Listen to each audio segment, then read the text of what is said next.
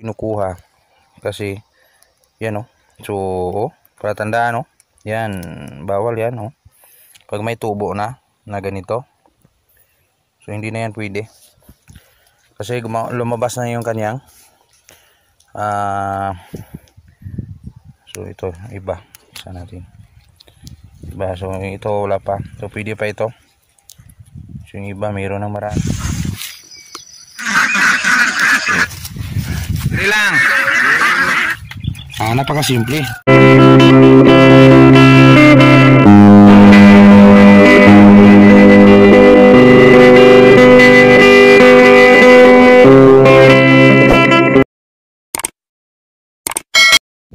Sakto. Morning, mga kasakto. So mga kasakto, update na naman tayo sa ating farm. Dito sa ating beans, Baguio beans. Bakit hindi natin nilagaan? Pwede naman, marami naman tayong ma-harvest at makukuha dito, pero tinigil natin pag-aalaga, insecticide tinigil din. It's because ano bang rason, mga kasakto? So yung rason pinakasimple lang, mura at walang hindi mabili yung beans dito sa aming area ngayon.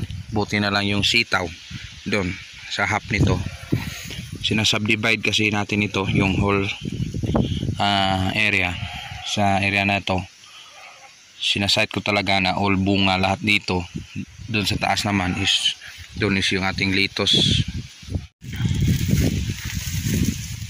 Doon sa taas is yung ating lettuce iceberg.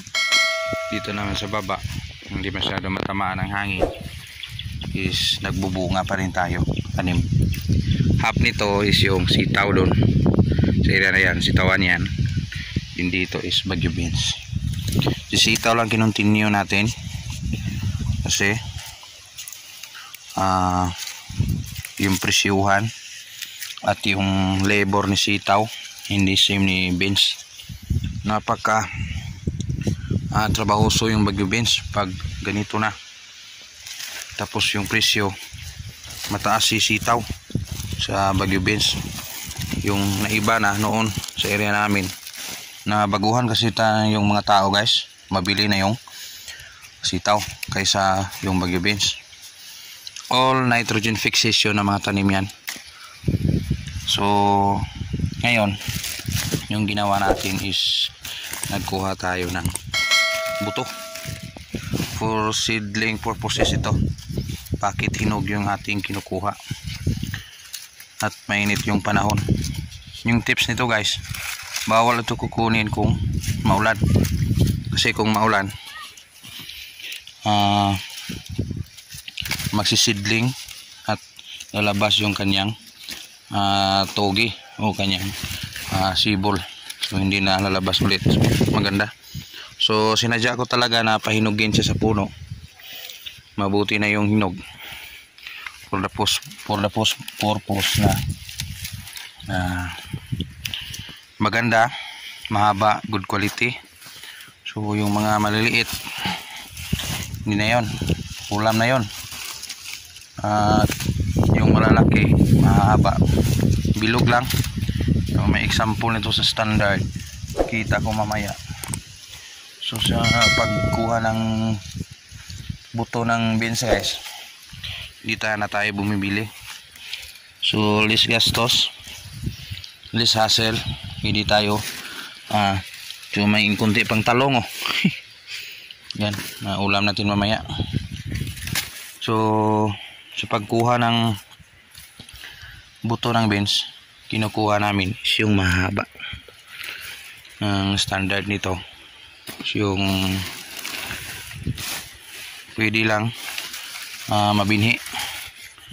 Ganito guys almost isang dangkal yung parang sitaw looks, kasi maganda sa market yan pag mabili, kasi yung mahaba na Baguio beans is jack maraming bayaran. Maganda sa market yan. At napakaganda sa bilihan. Una talagang mabili yung mahaba kaysa yung maliliit. Yan guys, oh, kinukuha ko. So napakaraming buto, no? Yan, parang kontraktor tayo ni Baguio Beans na buto. So sa mga gustong bumili at humingi lang kung malapit kayo, nagbibigay ako ng buto. Malapit lang sana kayo, gusto natin bibigyan. Kasi gusto din natin makatanim yung ating kapwa farmers na ganitong panahon. Kasi mahirap yung bilihan. Magbili ka pa ng buto, napakamahal nun. Mahal kasi yung buto nito guys sa iba. Pero kung hindi naman kakilala yung bilihan mo, delikado din yan. Kasi pag sabi niya na maganda, so buto yan eh. Hindi mo masasabi na malaki ba to, yung kulay. Hindi sa kulay ma-identify yan. Sa buto talaga yan ng ganito. Ang kinukuha ko mahaba talaga. Yung mga maliliit iwan lang yan, at kung lalaki pa yan pwede yang makuha. Pero dito ko kumakuha sa taas guys, sa taas na area ito, yan taas ng balag, kasi maraming mga good quality dito. Kung umuulan naman guys, dito kinukuha kasi yan, oh. So para tandaan, no? Yan, bawal yan, no? Pag may tubo na ganito, so hindi na yan pwede.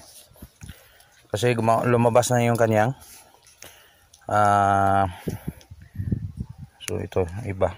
Isa natin. Iba, so ito wala pa. So pwede pa ito. So yung iba, mayroon ng marami ng tumubo. So bawal na yung may tubo guys. So yun ang pinaka worst scenario kung magsisidlings kayo. Kailangan din ng sipat, pagan yung mata nyo, yung determinasyon nyo. Pwede nyo isa-isahin nyo, kasi yung maggawa ng buto guys, hindi simple yan. Napaka matrabaho, proseso talaga yan. Lahat naman talagang operation sa farm matrabaho, at pwera na lang sa inyo kung sipagan nyo at masinop kayo sa gawain nito. Kasi kung hindi kayo matyaga nito guys, pagkuha nito, napakaano talaga, proseso nito. Kunin mo ito, ibilad, tapos bilad, tanim. So hintay ka ng tanim, lagay ng balag, tapos alagaan mo naman ng insecticide management. Dapat update ka din, kasi kung mahuli ka, mapasukan na yung beans mo, napakahirap din yan. So ito, kinukuha natin, mga bilog talaga. Binibigay ko na ito guys sa iba kung sino yung kukuha. Yung green lang pinapakuha ko, pero yung buto sinadya ko siyang paiwan, kasi ako yung magsisidling. Kung mayroong bibili, hingi, bibigyan naman natin.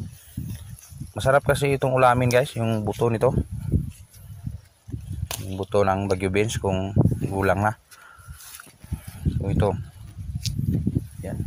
So yan lang muna kunting ating update sa ating area, sa ating Baguio Beans. Pinatandaan natin para may purpose, kukuha ng buto para sa next season. Kung meron tayong bakanting area, doon ipararo natin at saka itatanim natin to. Again, adjust din tayo kung makabigay tayo ng balag. Advantage na kung may balag na ganito. So yung ganito, yung balag natin is napaka weak talaga, mahina. So hanap tayo ng maganda-ganda at malakas-lakas na balag. Salamat, Insakto TV.